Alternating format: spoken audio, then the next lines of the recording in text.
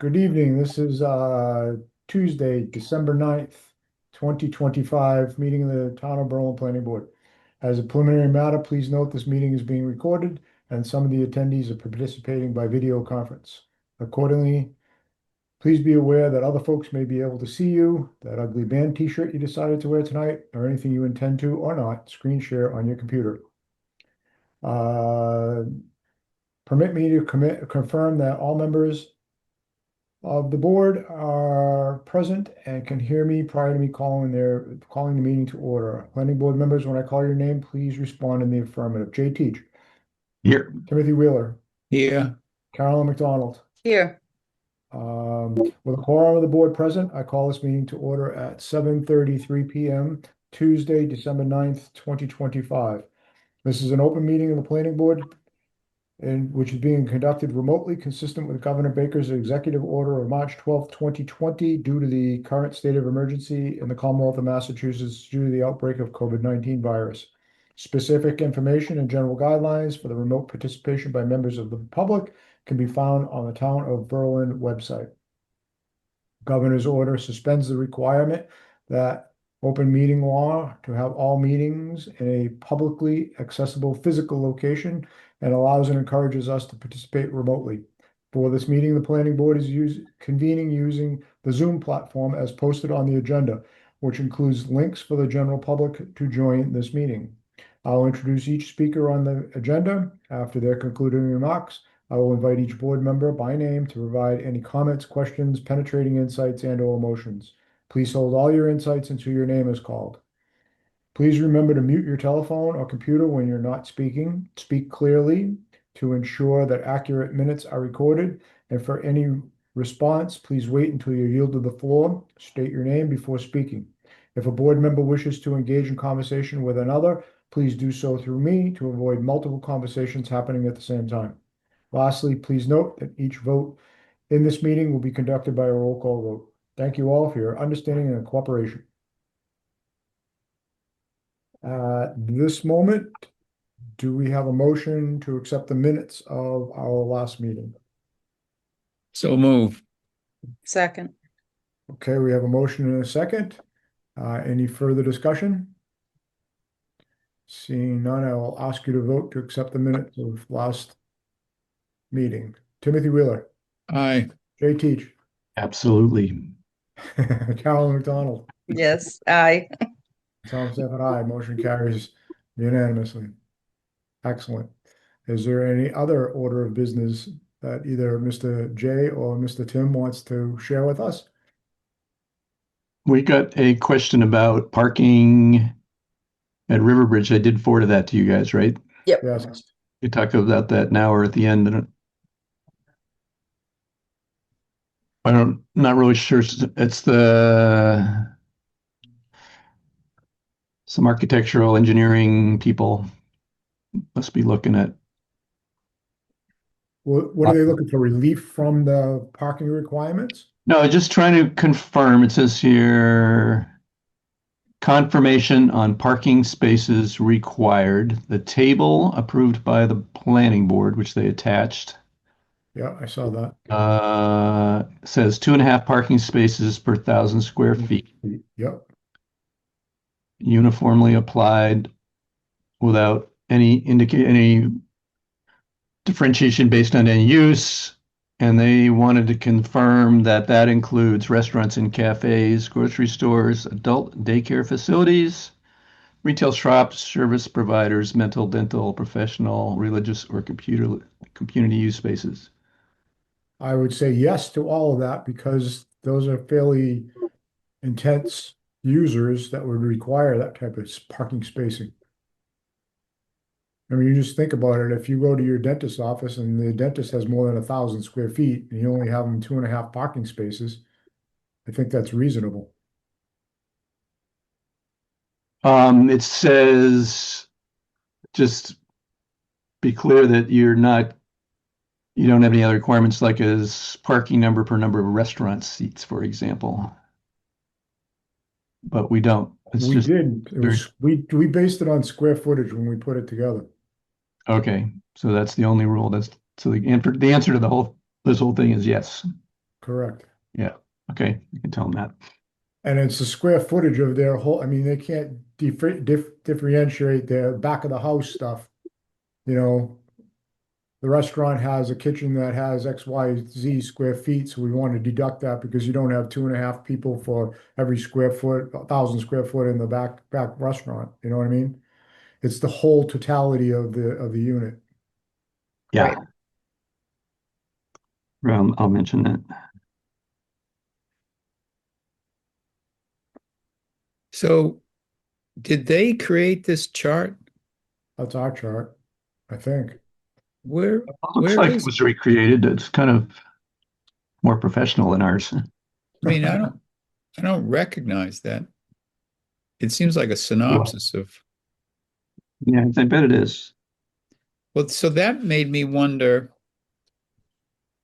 whether they were looking at, I mean, each of these, I didn't go into parking 2.5. So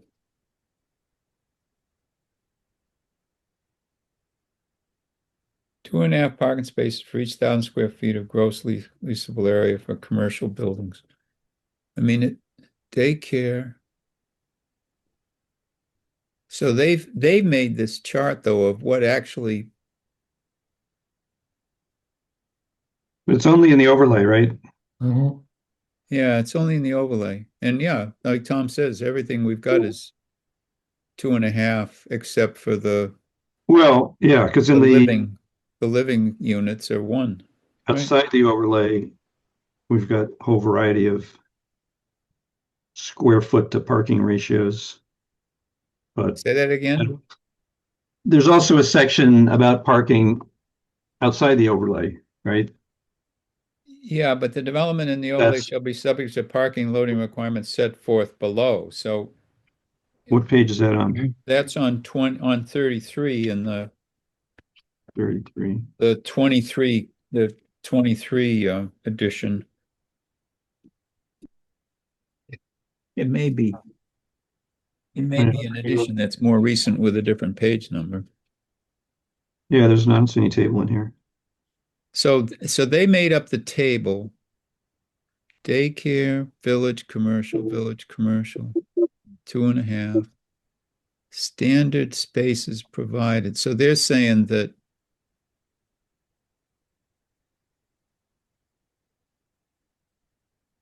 village commercial buildings. There's 44 spaces for the daycare, 129. Standard space required, 129 provided. I think you're in the village overlay district, aren't you? Isn't that what we're supposed to? Who is this for? Well, this is For is that what- Riverbridge. Riverbridge is the village overlay district? Okay. Yeah. Riverbridge is village.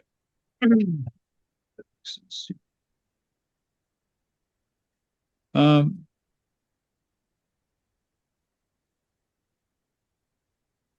Well, there's a So- table here. It says 2.5 per 1,000 square feet of commercial buildings, 1 for each dwelling, 1 for every 4 assisted living, yep. 1 for each 1,000 square feet of gross leasable area of institutional uses. So how's that different?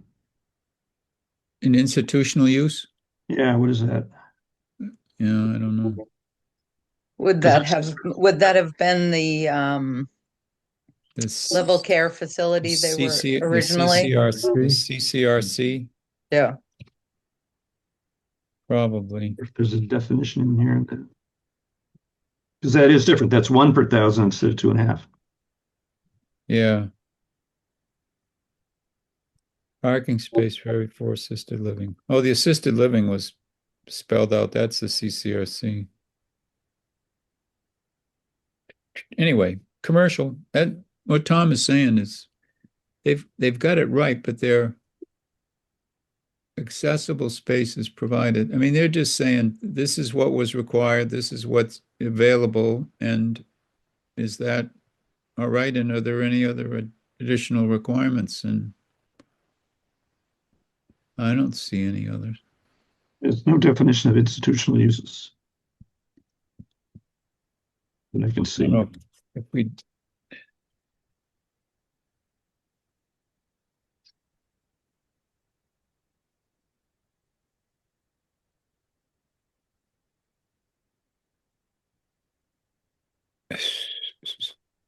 If we go to the use chart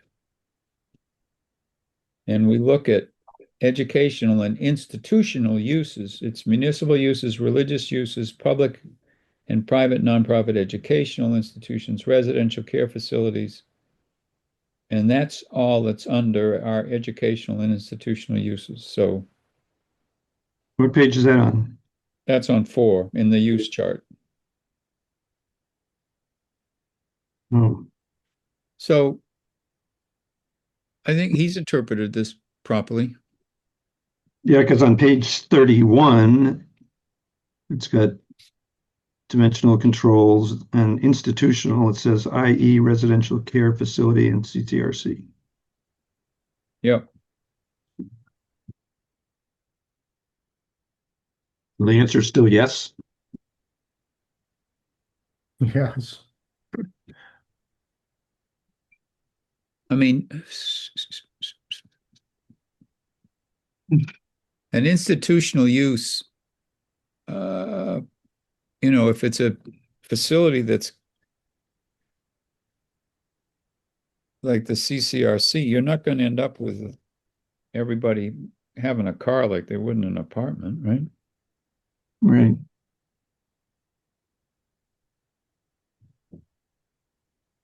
Daycare village.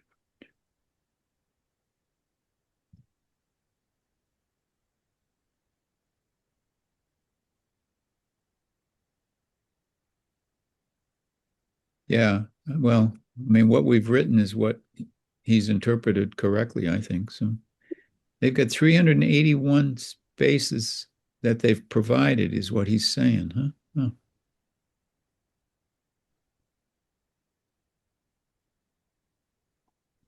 In the apartments.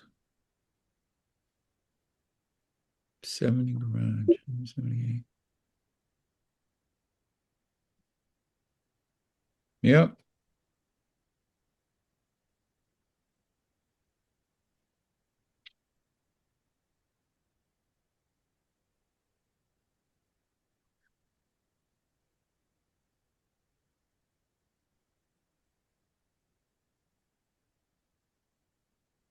Hmm.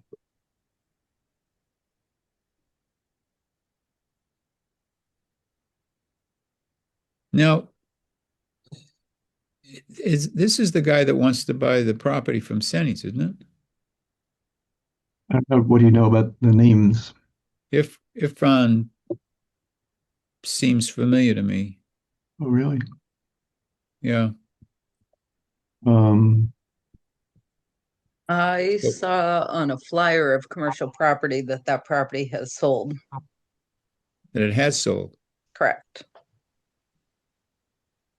I don't know who it sold to, but I have seen that it has sold. So I would make a guess that Yep. it sold to the people that came in to us. Yeah. It seems like wait, this lot 9 property, you mean? yeah. Yep. Oh, it's sold. Oh, wow. Yep. That's good. Yep. Yeah, I just happened to get a flyer of commercial properties for sale at work. And so I was looking at it and there it was. Was that from I think it was O'Brien. O'Brien? Yeah. Yeah. Should we tell them the liquor store is a historic service?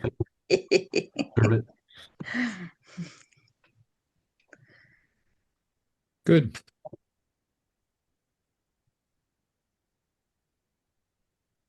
Okay. Shall we move on? Yeah. Next topic was Select board meeting and underutilized property. yes. Tim attended it live and I was watching.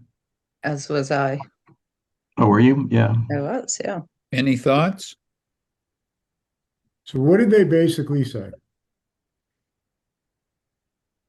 Well, there was a There was a quite a split. variety of opinions. Yeah. Okay. Peg started the So- meeting off saying, this is great property, but we're not using it. It's costing us a lot of money. It's going to cost us even more money to do anything with it. So what are Tear we it all doing? down. Well, I don't think she really suggested what to do with it. She just questioned what we were doing. Maybe. Scott and Lisa's approach was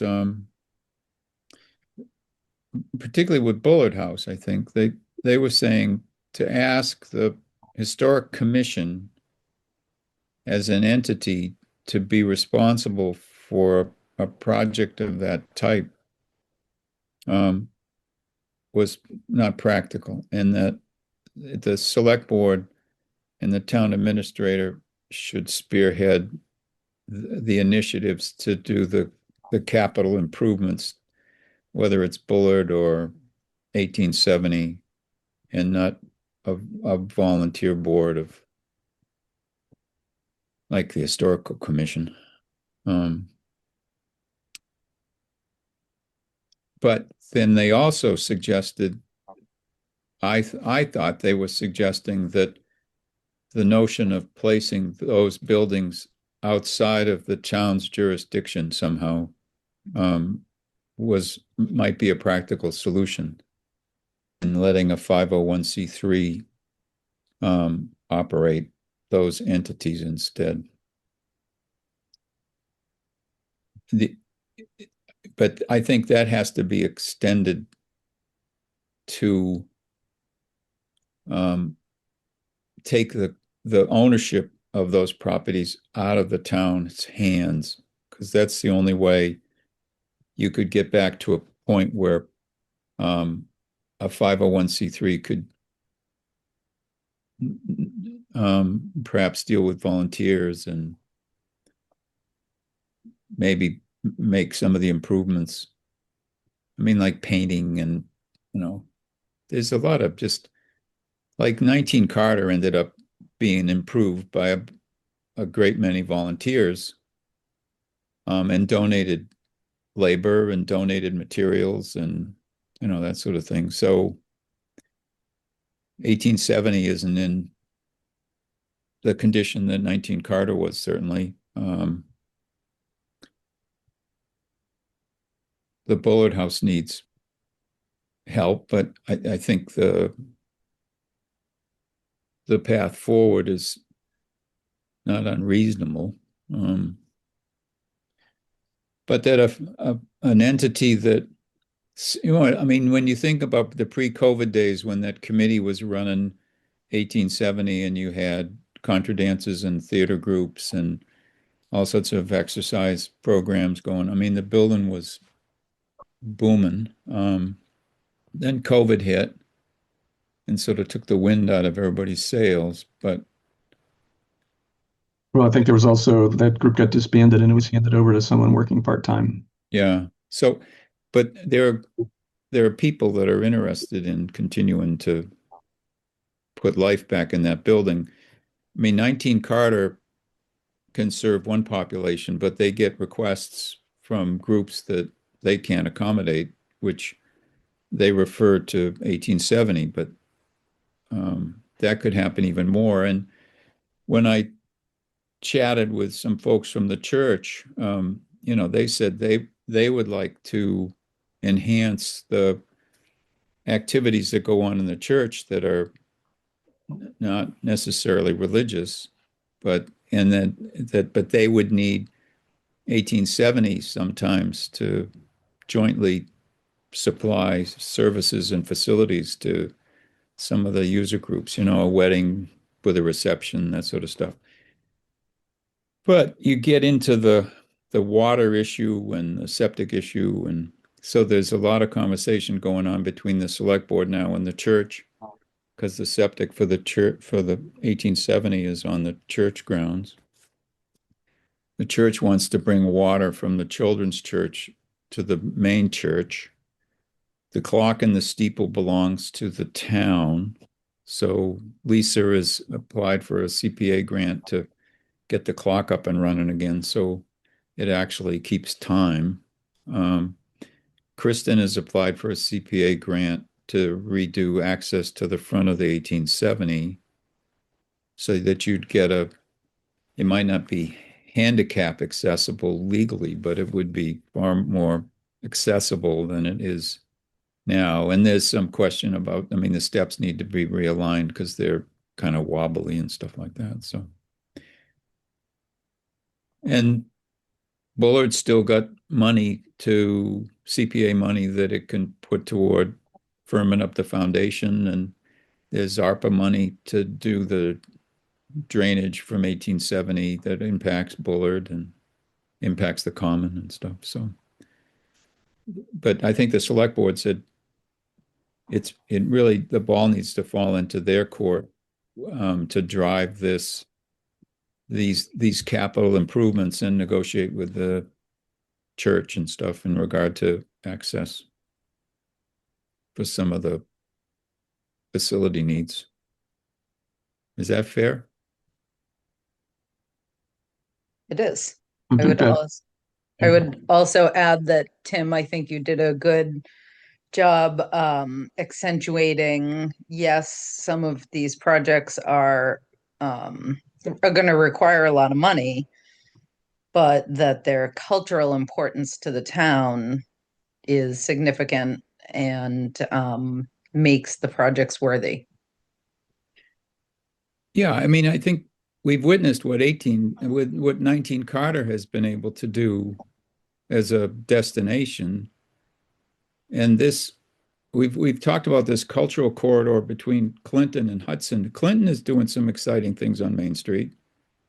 And Hudson certainly has done some exciting things on Main Street. And there's no reason to believe that you couldn't get people to think about that corridor and, stop in Berlin for a play and then go to dinner in Clinton or Hudson, or go to dinner and come to a play, or, go to music at 19 Carter and eat at the, Five Corner, whatever. There's lots of opportunity here. And 1870, it's a vibrant place. I mean, it's got the possibility to come back to life. I mean, all of us remember concerts and plays and a fairly steady list of activities. So I think given that corridor and the fact that so many people come to Hudson now, and a lot are beginning to go to Clinton, we ought to jump on the wagon. I think one of the biggest differences between 19 Carter, which is kind of an unusual success, I think, and what the town can do, I think it's almost impossible for the town to do what was done there.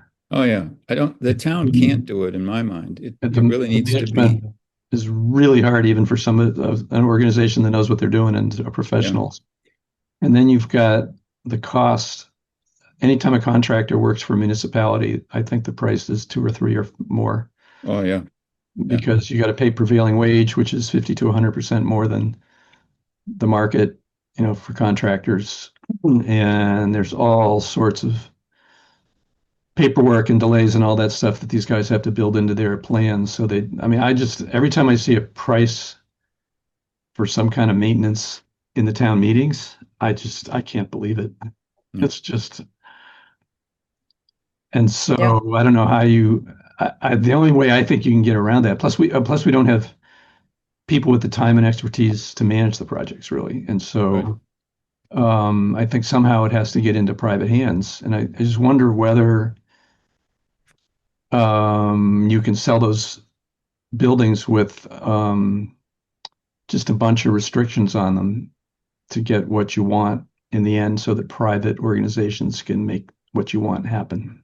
Yeah, that would be the question: is can you develop an RFP that is specific enough and restrictive enough so it doesn't get bastardized in some way that you really don't want it to happen when you've put it into private hands. And I suppose you'd have to have a clause in there somehow that said, if you fail, the town pulls it back somehow, that sort of thing, which Yeah, there's got to be a precedent for that. There's some way to do that, you'd think. Yeah. Yeah, I mean, one way to ensure, historical integrity is to have them listed on the register. Yeah, and both those are, so, Oh, But are they? what does that allow you to do and not allow you to do? well, it restricts what you can do to a degree, so that's what you've got to be careful of. So, But can you still use it for private uses, or do you have to make it into a public? it doesn't have to be, in my It mind, doesn't- people have structures that are on the register. Yeah, that- there are that private homes that yeah. are on the historical register. It just, Yeah. there are things that you can and can't do once something is listed as, listed and accepted as a historical building on the historical register. Yeah, so it was a good first discussion, and I thought Lisa and Scott really saw value in the possibility of a 501c3, and I think Peg would agree with that too. And Peg's comments were appropriate. I mean, you don't want to be. I think she realizes that the town ought not to be the host of some sort of enterprise on that site because it doesn't have the capacity. Insurance liability too. Oh yeah, yeah. Yeah, it just So seems the town owning those buildings doesn't make sense. The question is there some other way to preserve what you want? Yeah. So Evie and Tom Galvin said, come to Sherburne, and there's a building there that had belonged to the town that is serving in us in a way that people sort of envision the 1870 perhaps performing in. And there's Really? a church in Ashburnham that's done some stuff. Is it Munson or Brimfield? There's another site out that way. So I think Evie and I are going to go for a ride and visit some of these and see if we can identify a model that we could perhaps copy. Yep. Awesome.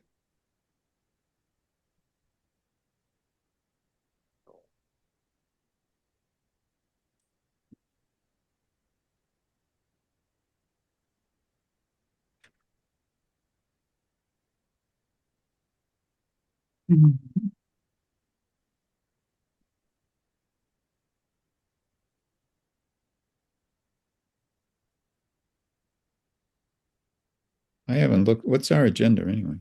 So we have 8:15 will be our next person, and Jason Clark having an informal discussion at 339 Old Central Street for Oh, yeah. indoor firing range. Right, I 11:30, can- 15.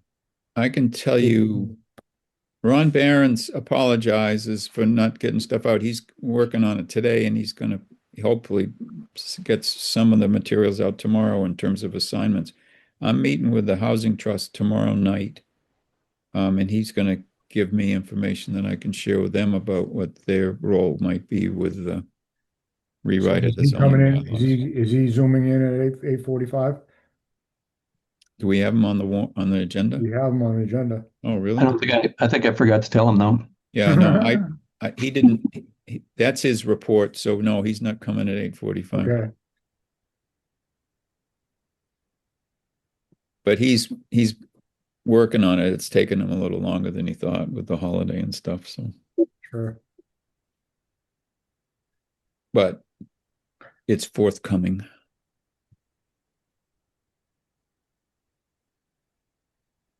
Hmm.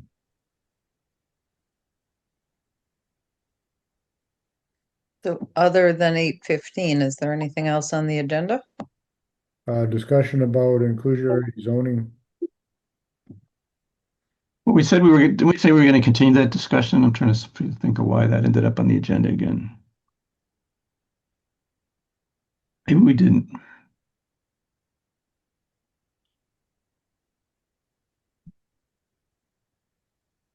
Yeah, after a discussion last meeting, other than adding it to our A&R checklist. There was no other, oh, and changing the name of the housing authority in the bylaw. Yep. There were no actions that we had I mean, set. it does, of the pieces of the puzzle that are the rewrite of the zoning bylaw, that's one that probably will go through the greatest amount of change. It's not functional. The I mean, I think we all inclusionary zoning? recognize that. Inclusionary zoning? Yeah, I mean, I think we want it, but you know, like Jay has said, I think you end up building a house that's, if it's $1.25 million houses that are in the mix, and you've got to include it's got to be 75% of the size of the average, the affordable unit, I think is what our language says. Right. So it'd still be 900,000, maybe 9,000, whatever, whatever it would be. What are these houses coming at now? 3,500 square feet, 4,000 square feet? Yeah, about 4,000. So it'd have to be 3,000 square feet of home. And that's not And affordable. someone with a minimal income, Can't afford that. you can't keep it up. No, you Right. can't. And that doesn't keep our goal of capital A affordable, Right. which was always, do you know what that dollar amount is? I remember when we were looking at Carter Well, it's Street.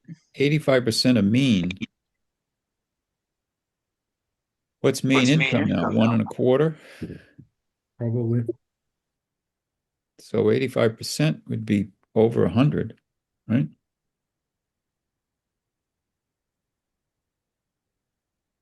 I mean, that's the other problem, is that people trying to qualify, they trying to fit into that little window of I don't earn enough, but I earn enough, I mean, so Right, think, I earn enough to afford it, but don't earn enough to qualify. yeah. So It seems so weird that we're trying to develop affordable housing for people who make $106,000 a year. Right? Yeah. I don't think that's been the intent, has it? well, the problem is, and I meant to share this with you guys, and I didn't do it yet, so I'll make a point of it. But I went to that housing transportation workshop that Central Mass had, and they have this tool that I'll send you, and you click on Berlin, and there's different layers, and it talks about, how much it costs to transport yourself, how much it costs, and what percentage of the population, would spend over 30% of their income in order to live in a house, and what percentage of the population can't, that's already here, and you think, okay, that's why we're involved in all this, is that if people can get into the unit in an affordable way, there ought to be, it seems as though if they meet that requirement, they can probably afford to stay in it once they're in it. It's just they can't get in it to begin with. But if it's $1.25 million, I mean, that's the wrong end of the scale. We ought to be trying to figure out a way to put people into houses that are 800,000. $500,000. Right. Jesus. Well, how does the town get that fixed? Like, what is that something that the housing authority should be working on, or like? Well, I think our formula probably needs to be, I mean, some people can buy their way, some builders can buy their way out in lieu of they pay. We talked about throw in one lot. If you're going to build 8 houses, give us one of the lots, and then the trust will build the house with Habitat. And it doesn't have to meet that requirement of 75% Right. of the square footage of the average house that's on the strip, that sort of thing. So, but I mean, that might be an option. But Yeah, okay. In the bigger picture of what really is the goal for our affordable housing initiative, what population are we going to try to help and in what way? Well, Kind of what's the Habitat proposal with that? shoots, as they were at the town meeting talking about the schoolhouse in West Berlin, um, they were talking about 60% of mean, right? They weren't talking about 80. Right. They're They're looking at small. and that's where that house, that size, they believe, can accommodate that income level. Mm, And that goes back to the whole cottage housing issue that we have talked about for so long and, trying to take, maybe that piece of property on, by Boundless and doing something there with 6 or 8 units that are scaled down to the point where a couple of them might be affordable because of their size and scale. right. So, I mean, So, that's what I want to talk to the trust about is, here, how would you guys like to see the inclusionary zoning bylaw rewritten and let them drive the bus for a little bit? yeah, I agree with that.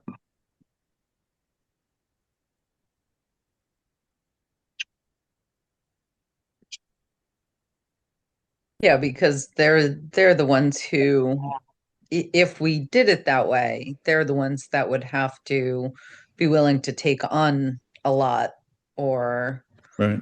um so getting their buy-in into something like that would be important. And their most difficult situation right now is that the pieces of property that the town had owned that we thought might be available for housing at some point have all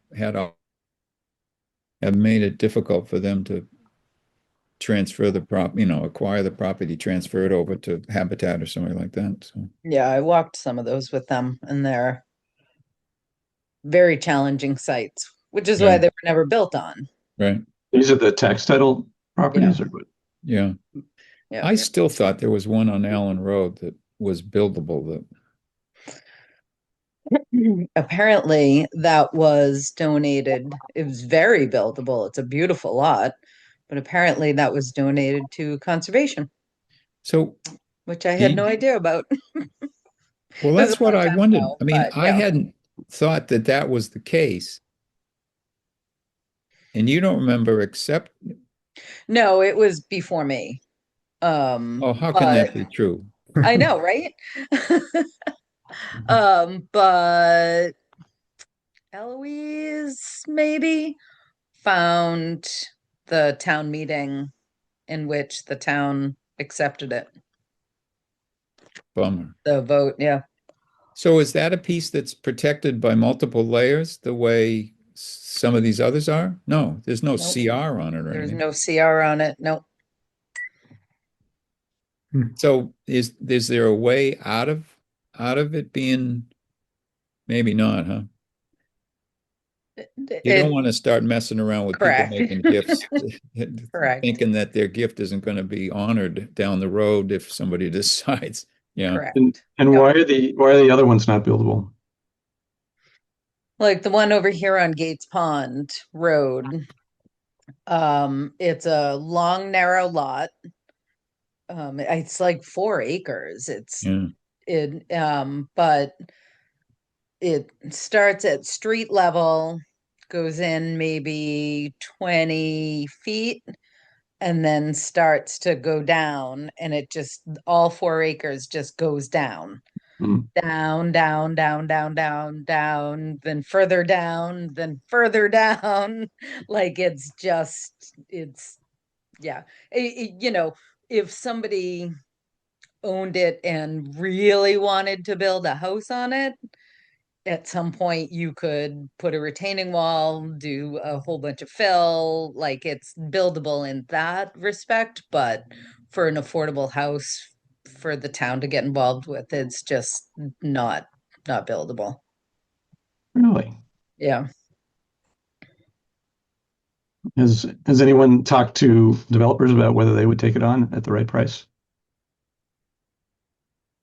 I mean, you're on a hill, you can do cut and fill, right? You dig into the hill and get yourself a nice flat spot, and you'd be looking over the. You go walk it and then see if it's worth it. What's the address? So it's right across from Cliff and Wayne's driveway, which I don't know if that helps you or not. No, Let me see if I can find the address.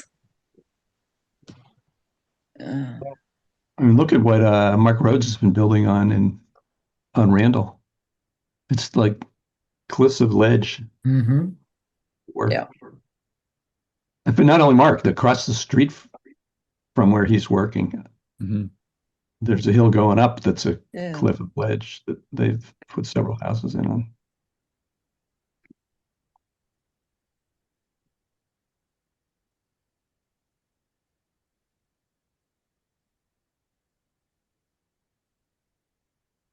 So it is, there's Gates Pond Road.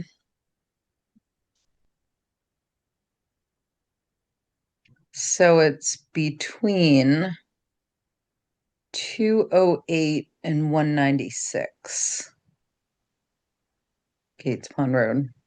96.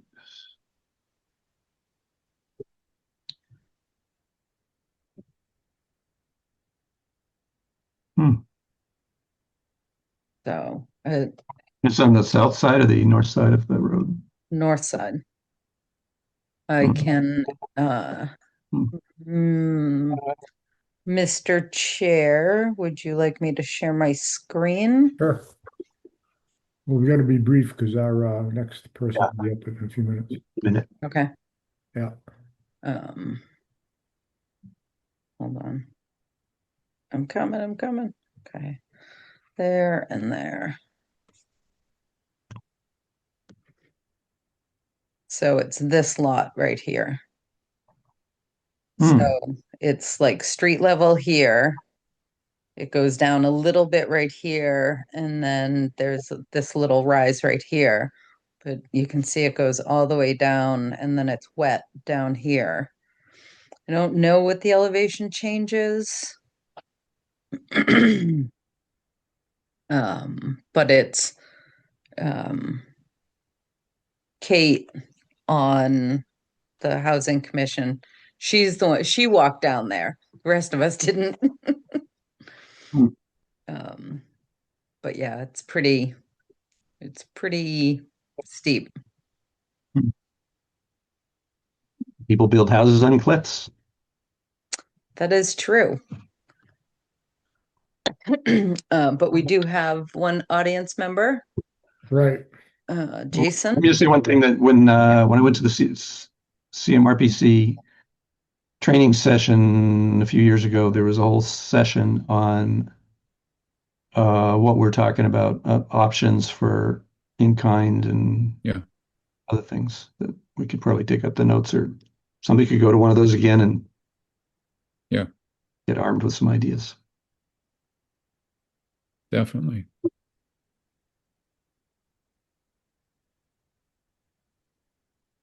Tom, do you want me to promote Yes, please. Jason? Yes, please.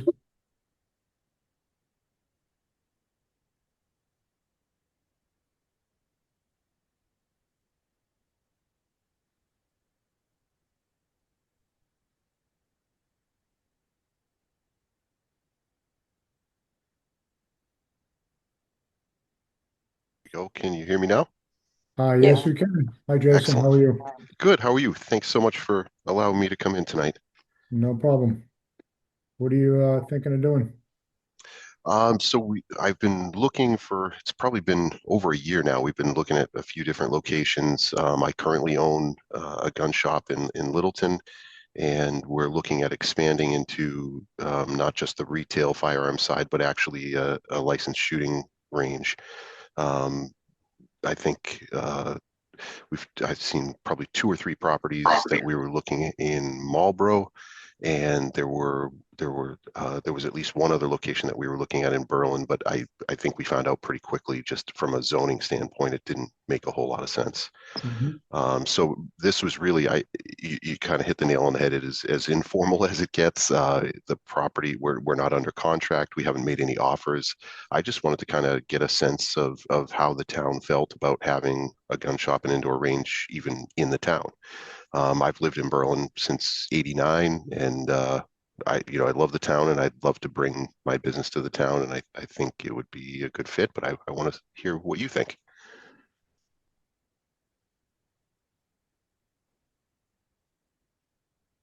This is the piece was cleared, the lot that was cleared on the corner. Yep. Yes, 339. Yep, old.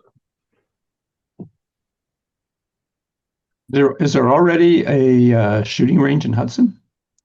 There used to be. There's a private club, Riverside, that has an indoor shooting range, but they also have a bar upstairs, which is kind of antithetical to my view of safety and firearms. Yeah, it does sound like it's an odd combination.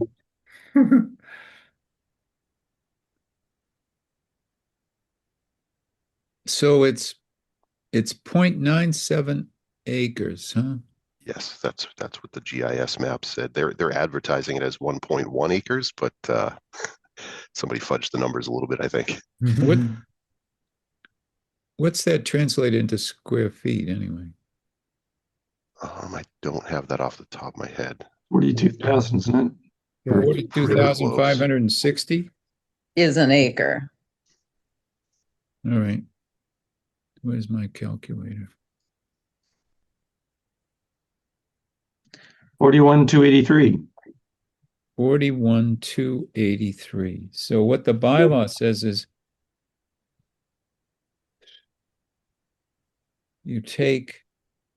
it's commercially zoned, Yep. 2,500 square feet plus 0.05 times the square footage of the lot minus 80,000 square feet, but no more than 4,000. When you talk about two-story building, I think, right? In your notes there. Yes. So how many square feet were you thinking about? Well, so the early designs we're looking at, and this may change a little bit just in terms of the money that's approved or what we need to do for the property size. But initially we were looking at up to 14 lanes inside. And I think that mapped out, I don't know if I can pull it up here. No, I apologize. I don't have access to it from this computer, but yeah, there were some preliminary numbers run on what that would require. Geez, I should have had that with me. I apologize.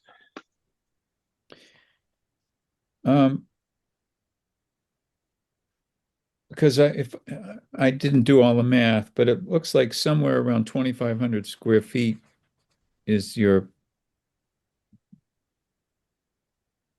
somewhere in the range of what you might be permitted to develop. Okay, yeah, that's significantly smaller than what we'd be looking to do. That's per floor or multiple floors or what? It's 2,500 square feet plus 0.05 times.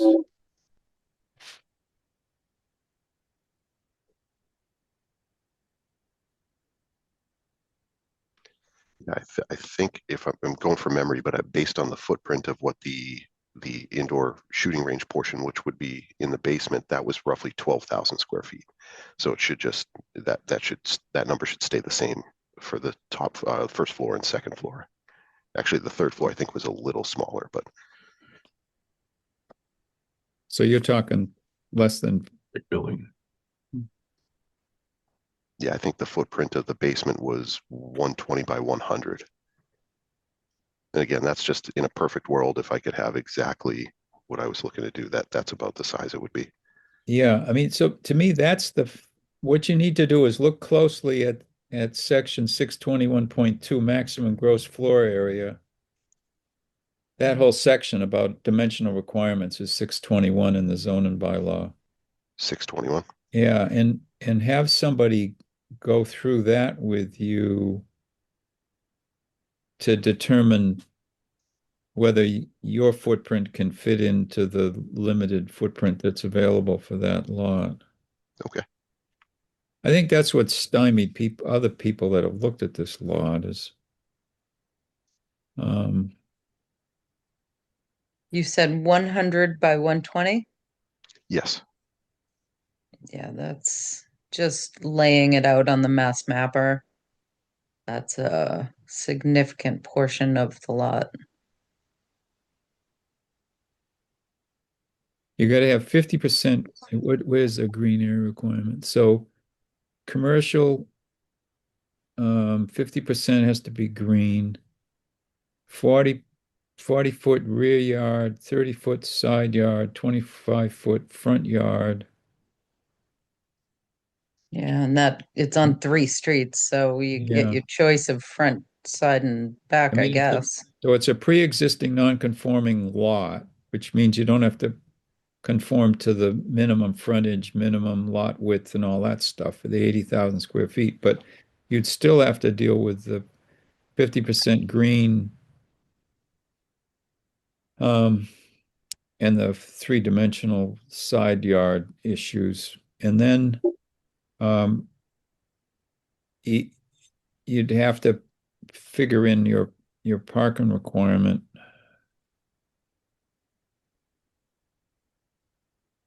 We were just talking about what's necessary for parking in different districts, but so that's the thing to do is I mean,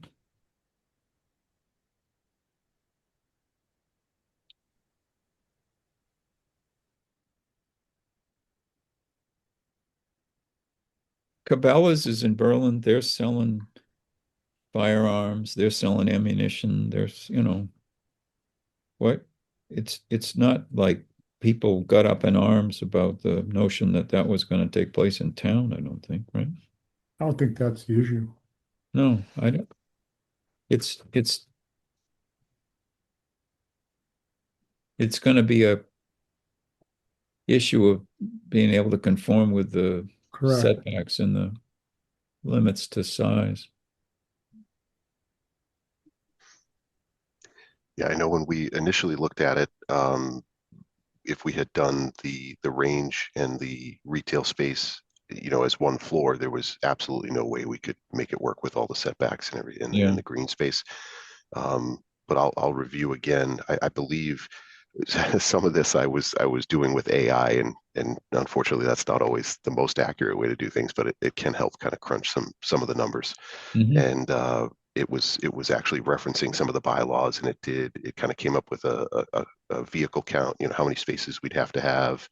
And it seemed, at least initially with the lot size that it was given, it seemed to think that it could fit the building size, but I would definitely refer to the architect, and I'm sure he's going to review the bylaws before doing any of the designs. Yeah, because you'd need a well and septic on that lot too. Correct. Yep. Yeah, and it looks like the previous, I guess there was a company that came in 2023 trying to do a car wash, and they had already done all the soils and done a few perk spots, so that at least looked good. Those are all expired now, so if I was going to do this, I'd have to do all that over again. But at least the initial numbers that they had looked pretty good. Yeah, that's handy information to have, certainly. Yeah.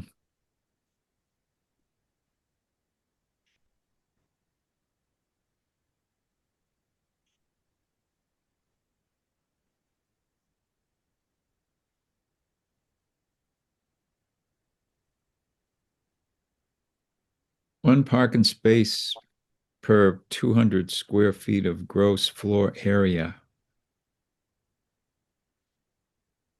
for retail.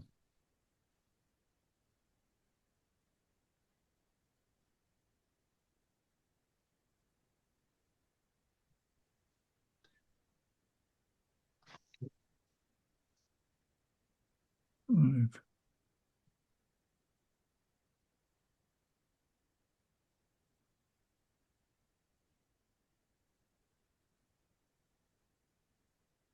You don't think Cabela's being a quarter of a mile away would impact the success of the business? No, we're actually really good friends with the people over at Cabela's. A lot of the employees there are customers right now. There's a good synergy there because a lot of the things that they do well are things that we don't do at all, and a lot of the things that we do well are things that they can't do because of corporate restrictions and things on what they can sell.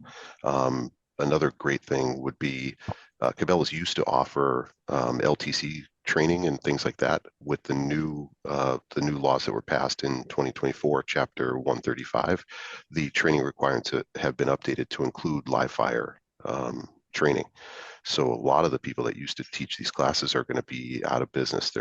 If there's not a lot of public ranges that will rent space. There's almost no private ranges that will allow trainers to come in and charge a fee and teach a class because there's a whole big insurance issue with that. But with an actual shooting indoor shooting range and classrooms and things on site, that would be a great way for them to still keep that side of their business and I'm sure, anytime there's any kind of archery or hunting or reloading, we'd be telling people, yep, Cabela's is right down the street.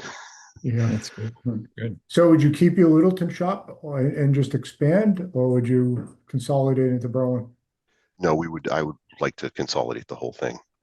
Because right now this is I'm an applications engineer for a high temperature strain gauge manufacturer. So the gun shop, I've just been doing part-time nights and weekends. So it's 40 hours at the day job and then another 20 hours running the business on the side. So I'd love to combine those together. And unfortunately, I think because the hours will be open longer for the indoor range, I think it'll turn from 60 hours a week to 70 hours a week, but at least it'll be, something that I'm passionate about and working to grow the business more than I have so far.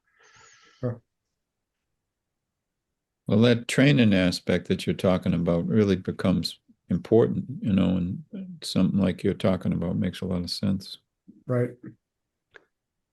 Yeah, and just from a town standpoint, I love the idea. There are some things that we do in the Littleton community now with the Boy Scouts and Girl Scouts, and there are a lot of things I could see, coming to town. That would be, one of the things is any Berlin residents. We're going to have free LTC classes. We'll be doing hunter safety education, youth training. We also I'm the vice president at Harvard Sportsman's Club in Harvard. And we work with a lot of different groups, biathlon, some hunting groups, but there's the Pink Pistols, which is an organization that kind of caters to some of the disenfranchised groups, minority groups and the LGBT community, things like that. So we're pretty active in getting a lot of people into the shooting sports and safety is paramount. And I would love to bring something like that to Berlin. I mean, we do things like, volunteer donations and things like that to the soup kitchens. And if Berlin has the food pantry, that's something we would definitely be involved in. I remember being a Boy Scout, going to Marlboro Fish and Game and going down the cellar there into their range and getting my merit badge in marksmanship and stuff. I did the same. Yeah, I mean, it was a nice opportunity to be able to go that close and be able to do that, so.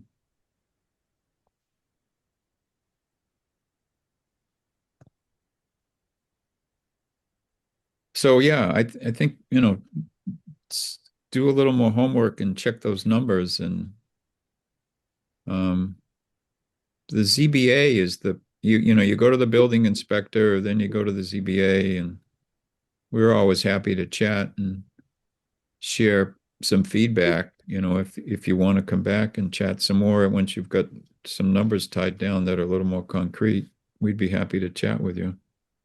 That would be fantastic.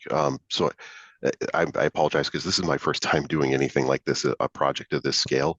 And I feel like I've been putting the cart before the horse in every direction possible because I'm trying to look at land and I'm looking at the bylaws and I'm looking at funding and I think so. Just to understand that probably the next place to focus for me would be talking with the architect and maybe saying, can we come up with a plan of how this would fit on this particular piece of property, Yes, understanding these bylaws. Yeah. yes, that's correct. Yeah. Okay. Yeah. And we're happy to help you jockey that a little bit, but ultimately the decision is with the zoning board of appeals because they do all the permitting on that end. So Okay. Would it be worth having a discussion with them? Well, no, like you said, get some harder numbers first. And yeah, then, and they're hesitant to just chat with people. Their role is really to Arbitrate. yeah, review and determine whether something meets the requirements and give a public hearing an opportunity for abutters and all that sort of stuff. Whereas, when you come to us, it can be pretty informal and we can toss around ideas and poke holes in what you're proposing so you don't get startled when you go to them. So We're like the prep course yeah. for the real test.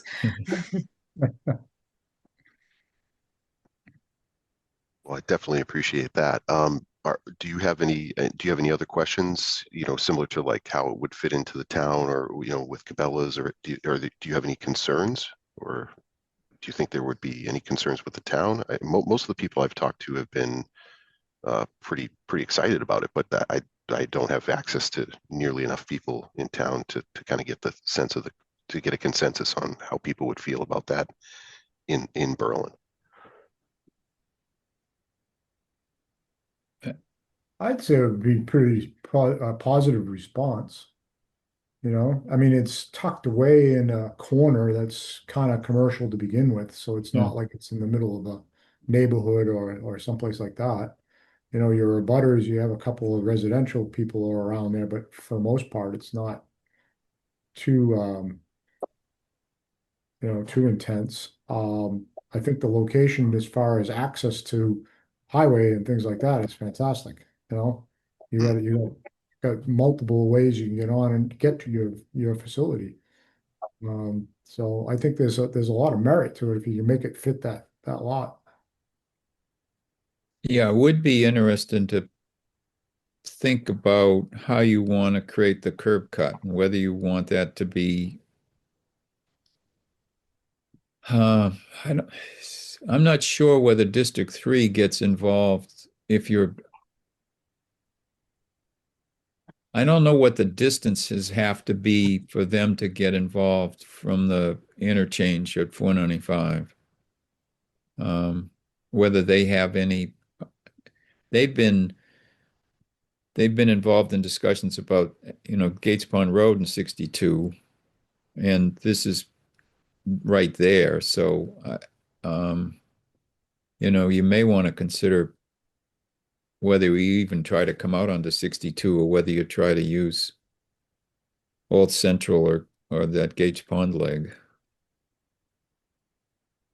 Yeah, initially when we were looking at the property line, I thought, okay, an entrance right on 62, it makes sense from a visibility standpoint, from ease of egress, but also any first responder vehicles, fire engines, anything like that would I think that helps kind of clear up any confusion about driving Right. around to the backside of Old Country or trying to fit those kind of apparatus in there.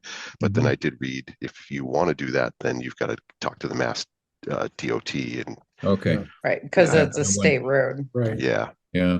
so they'll definitely have a say in that. I mean, it might be that they allow you access in, but you figure out another way out, that sort of thing. I don't, Yeah, but that's we're not traffic engineers. We're just, Right. I will tell you, so this is at the end, I live on Gates Pond Road. And trying to take a right onto 62 or even go straight across from there is Challenging. Challenging. That's a great way to put it. So you may want to consider that as well. Yeah, definitely. And I will say I am not a gun person. I was a little skeptical about this, but after having talked to you, I at least feel better about it. So I think your vision of the community involvement is something you should lean on. Yeah.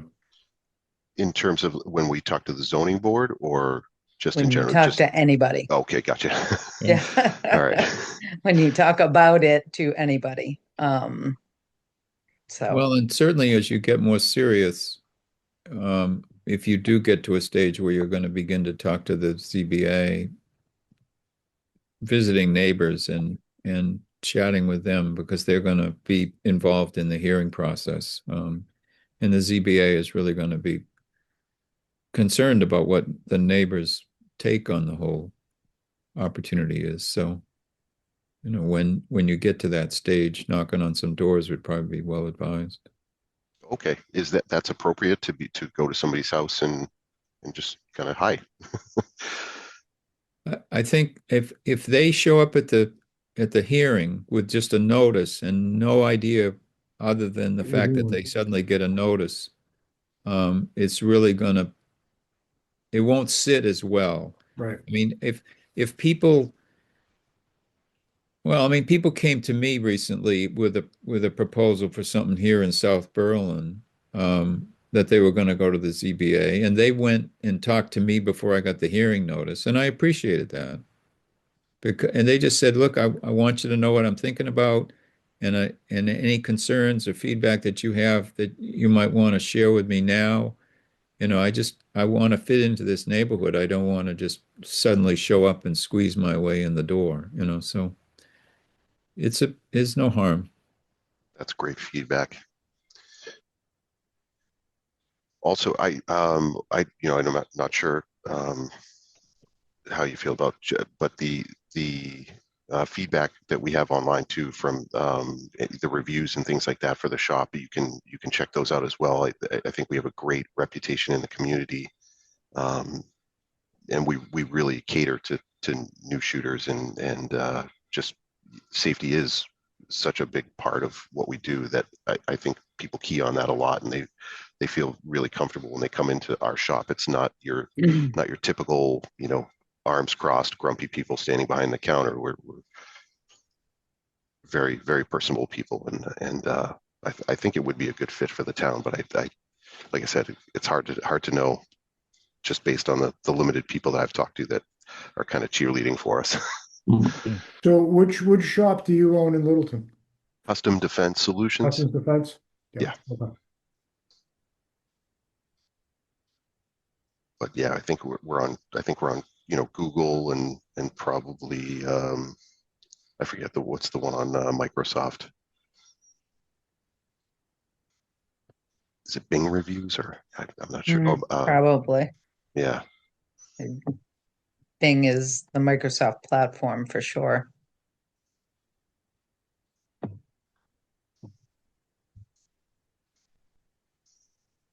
think you've got the advantage of having Cabela's here with no issues.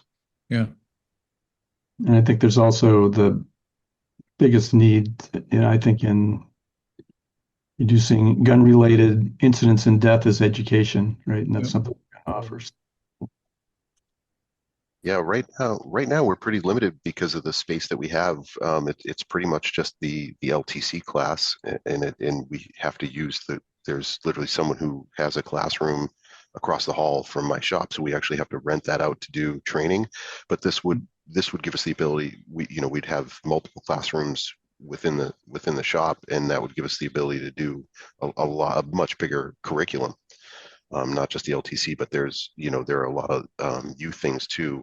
There's organizations through the NRA and NSSF that have youth safety and education, where it has nothing to do with shooting firearms, but what to do if you're at a friend's house and you stumble upon a firearm, things like that. So there's other ones that are, specifically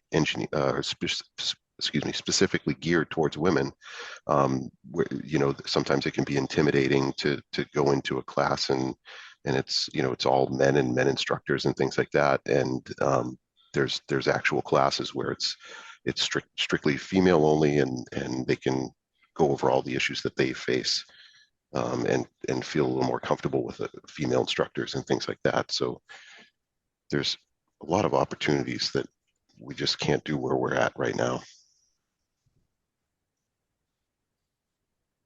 I was thinking about where else you might find in Berlin. And is there still a building or some land open down on the Banner Road area down by the mall? Or was it 60, one time? yeah, 64 Banner was it initially it was a great location because there's already a building there. The owner was very firearm friendly, but it seemed like, well, and he was even willing to attempt to get the zoning changed. I mean, he was ready to try and get things changed over to commercial, because I guess there was he had maybe commercial village, because I guess there was some stipulation. He was told that it has to already abut. If you're going to change it, you have to abut the thing that you're changing to. I don't know if that's the case, but that was what he was told. And luckily, there was a commercial village zoning there. But he started talking about some of the issues that he ran into with DCU, because he has an easement going right through their driveway and their property. And he had said that there was a business that had gone through all the meetings, got all their permits signed off, and they were 100% ready to go. And DCU stepped in and said, no, we don't want that business crossing over our property. I didn't even know that was a thing that could happen, but it scared me a little bit. And there were some other things too with some of the tenants. We would have had to help relocate some of the tenants in the building to another section of the building, and then cover their build out for their new offices. And it just got to be cost prohibitive pretty quickly. So we decided not to pursue that location anymore.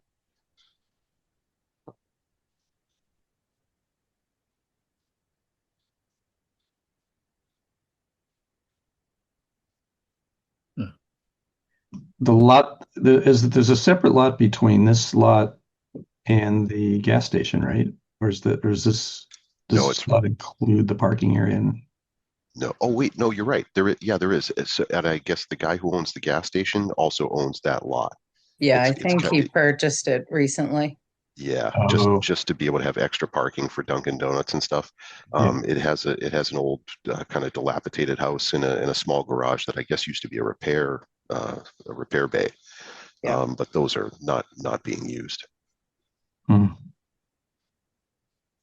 wonder if he would sell you part of that the party's not using. Possibly. Yeah, that it would kind of turn the property into a dog leg, to get to that portion. Right.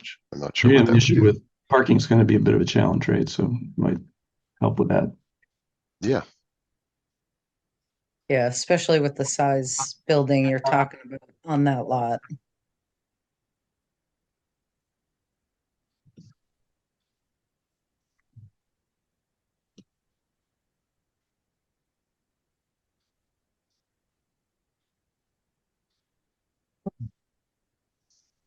Great. Good Thanks. luck. Thank you. I really appreciate your time. I'm going to reach out. I've had a couple of tentative conversations with an architect who's done a few ranges before, and I'm working with that company, Action Target, that designs they've designed hundreds of ranges across the country.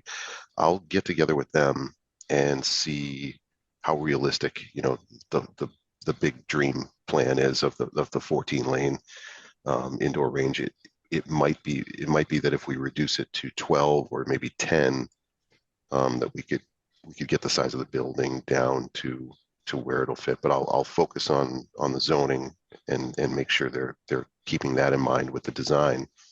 And then if I get some kind of I guess an informal proposal, would it be possible that, I know you said, the zoning board will be kind of the ones that make the decision on if if it is compliant, but would it be possible to come back and show you a design or the initial thoughts we're having after meeting with them? Absolutely. All right. Yep. Definitely give you feedback and help you with what your thoughts are.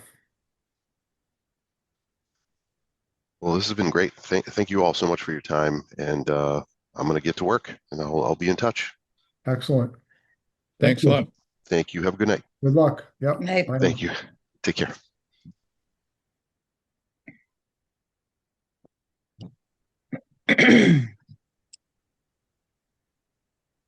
So do we have our inclusionary zoning discussion, or do we need to discuss it further, or? think I'd we say did. kick the can to the housing trust to start with and Okay. let them do some homework. Okay. And Tim, you'll bring that to them tomorrow night when you meet Tomorrow with night. them? Yep, tomorrow night. Well, that's all that's on the agenda. Unless anybody has any timely items. We'll see you next year. That's right. Is it next? Do we not have another meeting this month? No, we don't. Aw. Yeah, this sounds so distressed. So the meeting on the 23rd we don't have. No. All correct. right. Let me delete that right now. So what was happening during our meeting? Oh, nice. Oh, nice. Ah. Doing his job. What's his name again? Renly. Is he for Renly. rent? No, someone asked us at the co-housing, one of the co-housing units, they had this little shed and they had chickens and they had a problem with rats. And so we brought him down there and thinking he was just going to have a best day of his life. And he could not find a single rat. Really? You know, the They're so smart. barn, I had straw in the barn last winter. There were like 50 bales of straw. And when I in April took the straw out of the barn, there was not a bale left that was intact. Wow. Yeah. Every bale had been riddled, and instead of a compact 50 bale stack of hay, it was this mound like a snowball, just, and it was, I pick it up with a pitchfork, it was just loose trash. It was incredible. Wow. I'm sure it was. Oh yeah. Yeah. No, so now I probably got 120 bales of straw in the barn now, and I'm about to move the whole damn pile. So I Whoa. can get at where these No, little we'll bring him suckers are. down. We'll bring him Huh? down. Have a wonderful time. I mean, he gets maybe, I don't know, he actually gets a few rats a year, but it's enough to make him just go berserk when it's time to go out for night check, at 10 o'clock at night. Yeah. He's just beside himself. Like, oh, maybe tonight. Oh, maybe tonight. Well, Exactly. I know how he feels because I've got 5 rat traps and I've caught 4 rats in the last 2 months. That's all. The little suckers Yeah. are so smart. But when They're I really get good. one, there's a big smile on my face. Yep. Yeah. Dog and bond. He would love to come down and help you out. Well, if we stir things up enough and we begin to think we got issues, we'll holler. Yeah, that'd be fun. It's a much better alternative than rat poison. Oh yeah. Yeah. When we bought the farm, there were those black traps, with the bait in them all over the place. And some guy came every week or every couple weeks to rebait them, and he never got anything. No, they're smart. They're Renly smart. he's amazing. Yeah, and that stuff just wreaks havoc on the birds of prey. Yeah. Oh, does it? Oh, yeah. It's because what happens is the rats go out and die in the field, and the eagles and the hawks are like, woohoo, free meal. Oh, And really? they ingest all that poison. Ah, So it's really, really, really bad. Yeah. Uh, Mm. I move that we adjourn. I second. Okay, we have a motion and a second, and it's non-debatable, so I'll ask you to vote. Timothy Wheeler, Aye. Jay Teach, Absolutely. Carol McDonald, Extra yes. and Tom Savage, aye.